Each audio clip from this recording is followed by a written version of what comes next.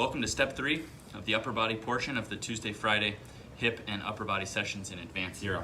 Now let's start with the Tuesday session. Notice I have a band, and now I'm training from home, but if I was at a gym, I would prefer a cable machine because it would do this exact same thing with measurable load. Now notice this position, I could hold forever, there's no load. But this shortened position, right? So here would be the stretch position, the long range.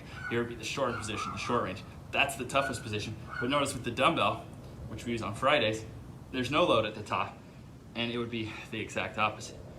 So that Tuesday session, we're basically training with our own body weight. We're not using additional loading. We're doing things with high repetitions, more for healing. So I like 1 to 2 sets of 25 reps. Holding, so it's not just getting it up, it's holding that position to a full stop. Boom. And then on Friday, notice, easy position, here's the opposite. Friday, 3 to 4 sets with that dumbbell. My body's like a statue, trying to keep my chest up, and I'm lifting that. Now this is 10% of my body weight. I like 10% of your weight to be totally pain-free and easy with a 5-second control down and no momentum on the way up.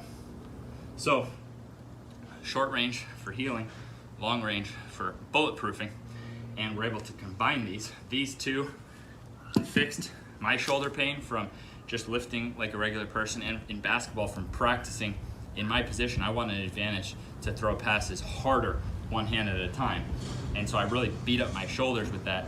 And then I've been able to use this not just to fix my own shoulder pain, but now to help baseball players, some of whom literally thought they would never throw without pain again. I've talked to parents who had tears in their eyes because their kid was able to play their sport again. So when you see a mass problem, which right now, an example is in baseball, shoulder surgeries in kids is so rampant, it's just skyrocketing.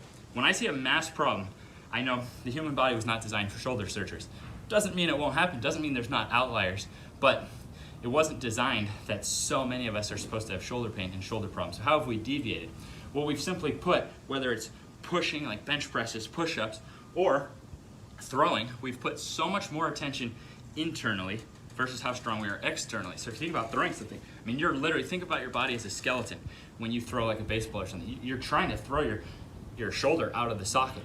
So you kind of have a math equation there, much like we break down math equations for the knees, shins, all these things. Kind of have a math equation. It's just one piece, but this is one piece of the puzzle that the stronger you are in reverse of that throw, the more force you can put without straining the shoulder. So 10% would be a minimum, and most people actually can't control that with perfect technique. I'm super grateful for having numbers to guide my training. Again, numbers are just a baseline, but you wouldn't have all those shoulder surgeries if everyone can handle 10% and balance that once a week, that loaded training through the long range with once a week high rep short range training.